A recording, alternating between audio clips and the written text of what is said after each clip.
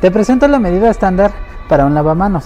En el caso de los lavamanos se recomienda dejar la salida de desagüe a 50 centímetros del piso terminado al centro y las tomas de agua a los 60 centímetros igual de piso terminado, con una separación de 5 centímetros entre cada ranura o de donde pasa el tubo.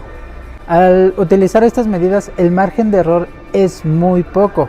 Estas medidas son estandarizadas, a excepción de que algún modelo requiera de alguna medición extra.